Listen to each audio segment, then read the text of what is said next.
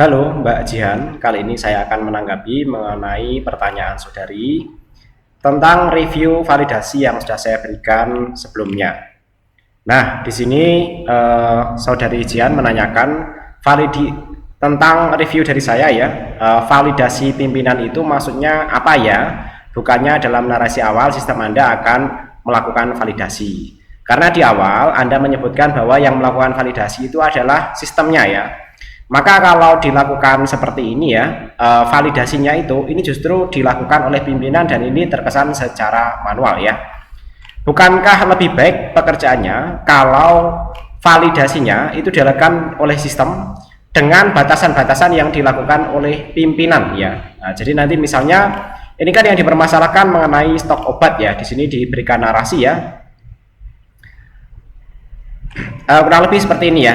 Jadi admin itu sudah tahu setiap apotek dan mereka seharusnya tahu minimal stok mereka punya, yang mereka punya itu berapa, itu sudah ada. Jadi misalnya ternyata di bawah minimal stok mereka harus membeli kira-kira per bulannya itu berapa sih per bulannya. Semisal paracetamol dalam sebulan mereka itu bisa menghabiskan 100 biji dan stok minimal apoteknya semisal 50 biji, maka si admin harus melihat dan admin akan tahu jika sudah di minimal stok. Jadi admin meminta ke pimpinan, tapi kan pimpinan itu tahu perputaran keuangannya dan harus mengatur perputaran keuangan seperti apa. Daripada proses seperti itu, dan ini kan menimbulkan perputaran proses ya. Jadi nanti misalnya admin menginput pembelian, kemudian di sini ada data pembelian dan pimpinan itu nanti kan memvalidasi, sehingga nanti harus kembali kalau itu tidak valid dan di sini harus memperbaiki.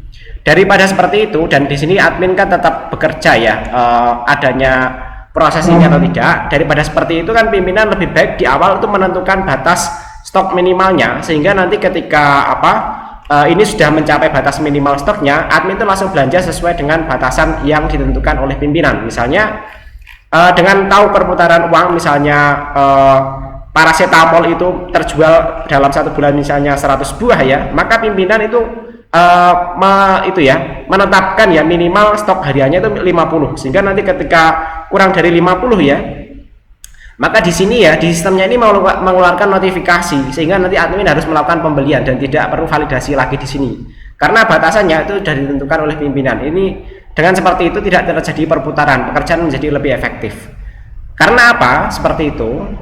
Di sini kan seandainya pimpinan selalu terlibat dalam proses pembelian obat ya, pimpinan itu tidak mengurus satu obat saja kan, itu harus mengurus sekian ratus atau mungkin sekian ribu obat kalau itu apoteknya berukuran besar ya. Nah, ini kalau proses berputar-putar seperti ini, pekerjaan akan menjadi lebih panjang dan lebih banyak memakan energi.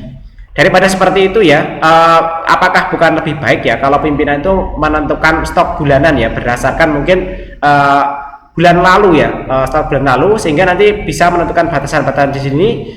Misalnya bahwa stok paracetamol itu minimal 50 per hari, sehingga nanti ketika kurang dari 50 maka admin ini bisa melakukan pembelian sesuai dengan periode pembelian yang ada di tempat kerja mereka ya. Misalnya pembeliannya dilakukan mingguan begitu ya, maka setiap minggu ya ketika stoknya pada saat pengecekan stok itu misalnya tinggal 25, dia harus memesan 25 lagi. Karena di sini misalnya pimpinan sudah menetapkan di awal ya bahwa stok minimalnya adalah 50, misalnya seperti itu ya. Nah, itu kalau kasus seperti itu ya. Nah, di sini sudah saya berikan catatan ya. Input data barang oleh asisten apoteker dilakukan ke sistem atau secara manual ke admin ya. Jadi kalau kita lihat gambar ini ya, dibandingkan dengan keterangan yang diberikan oleh Mbak Jian ya.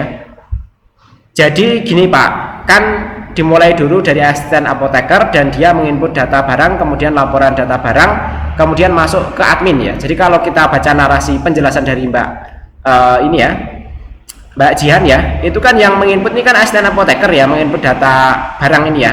Tapi kalau kita lihat di sini ya, input data barang itu dia justru tidak masuk ke sistem, dia dilakukan berarti secara manual ya. Input data barang dia masuk ke admin di sini ya, baru admin yang nanti menginput ke sistem. Jadi antara narasi yang dijelaskan di sini dengan yang digambarkan di sini itu tidak sesuai.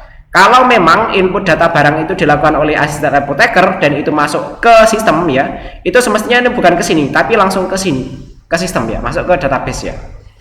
Dan kalau memang data barang dan data pembelian itu dibedakan ya, semestinya ini juga akan membentuk tabel yang berbeda ya. Jadi nanti ketika di sini dia asisten apoteker menginput data barang, di sini di sini adalah tabel stok barang gitu ya. Jadi nanti ketika bertambah dia juga akan bertambah, kemudian ketika berkurang dia juga akan berkurang. Kemudian admin ini ya, karena di sini dijelaskan menginput data pembelian. Jadi yang diatur oleh admin itu adalah data pembeliannya begitu ya. Mungkin bahkan ini ya narasinya yang dimaksud ya, yang melakukan ini ya pembelian itu kan nanti ada proses pemesanan dan ada proses penerimaan barang ya.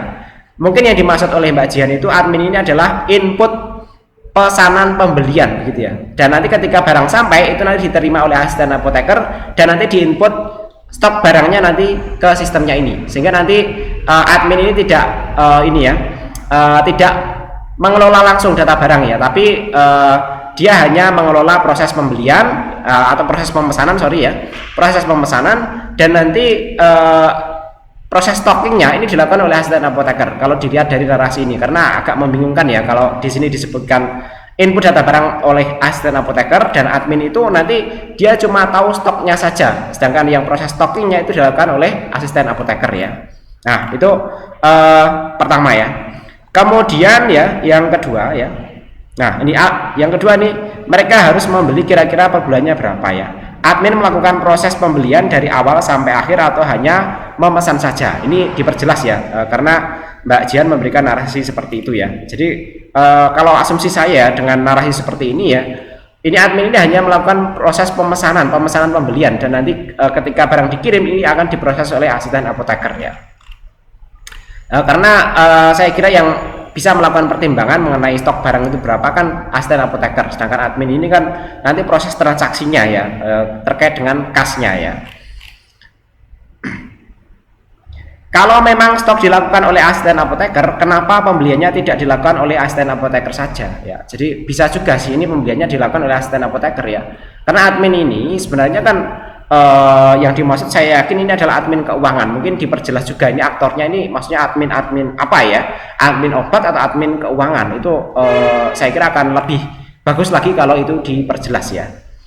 Kemudian di sini ada penjelasan, jadi harus ada validasi pimpinan terlebih dahulu sebelum melakukan pembelian obat karena harus ada TTD dari pimpinan juga. Nah daripada proses seperti itu kan proses manual begitu ya, tanda tangan atau persetujuan itu. Proses itu kan bisa diringkas dengan cara pimpinan ini menentukan stok minimal masing-masing obat, sehingga nanti ketika obat itu misalnya di bawah stok minimal dan diketahui oleh admin atau asisten apoteker, nanti terserah yang coba nanti diberikan penjelasan ulang ya, siapa yang lebih tepat untuk melakukan proses ini ya, proses pemesanan pembelian ya. Jadi proses pemesanan pembelian itu kan harusnya dipertimbangkan berdasarkan ini ya, batas-batas stok minimal yang ditentukan oleh pimpinan. Mungkin nanti tiap periode berubah ya, pimpinan kan nanti bisa melihat stok barang, kemudian arus stok barang ya, kemudian juga bisa melihat arus kas yang ada, sehingga nanti akan lebih tepat memang dilakukan ini ya, penentuan batas-batas minimalnya oleh pimpinan. Tapi kalau seperti ini kan memutar ini harus menentukan dulu ya, dan di sini ini ya kata-katanya ya, asisten apoteker dia yang input data barang, kemudian laporan data barang masuk ke admin. Admin dia itu menginput data pembelian bukan data barang. Jadi admin itu sudah tahu setiap apotek dan mereka seharusnya tahu minimal stok yang mereka punya itu berapa dan sudah ada. Nah kata-kata ini itu justru melemahkan sistem kerja yang ada. Karena kalau seperti ini ya, kata-kata mereka itu sudah seharusnya tahu. Berarti ini kan personality bukan sistematik ya. Sedangkan yang kita bahas dalam skripsi ini adalah sistematika. Kalau namanya sistematika itu jangan tergantung dengan satu orang saja. Jadi seandainya si ini ya, adminnya yang misalnya admin kan nanti bukan satu saja, misalnya ada 2 admin ya. Kalau admin satunya tidak ada, ini berarti kan berdasarkan pengetahuan satu orang saja. Itu berarti keseluruhan sistem kerja di apotek ini akan terhenti kalau satu orang admin ini tidak ada. Tapi dengan sistematika yang mengandalkan sistem informasi di sistem ini ya, seorang admin itu tidak harus tahu secara personal, tapi semua admin bisa melihat informasi di sistem ini mengenai batasan-batasan minimal dari stok yang ada, sehingga siapapun adminnya, tidak hanya satu orang ya, itu bisa mempertimbangkan kapan melakukan pembelian terhadap obat dan jumlahnya berapa. Kalau sistem ini sudah dijalankan dengan baik ya, misalnya admin itu si pimpinan itu sudah menentukan batas-batas minimal dari stok obat ya tiap periodenya, mungkin bisa dievaluasi tiap periode, karena mungkin jenis-jenis obat tertentu kan bisa saja arusnya ya itu mengalami itu ya naik turun atau fluktuasi ya. Oke, saya kira itu jawaban untuk pertanyaan yang pertama. Silahkan diperhatikan dan diperbaiki. Boleh memberikan penjelasan ulang ya, tapi tidak semua penjelasan langsung saya setujui.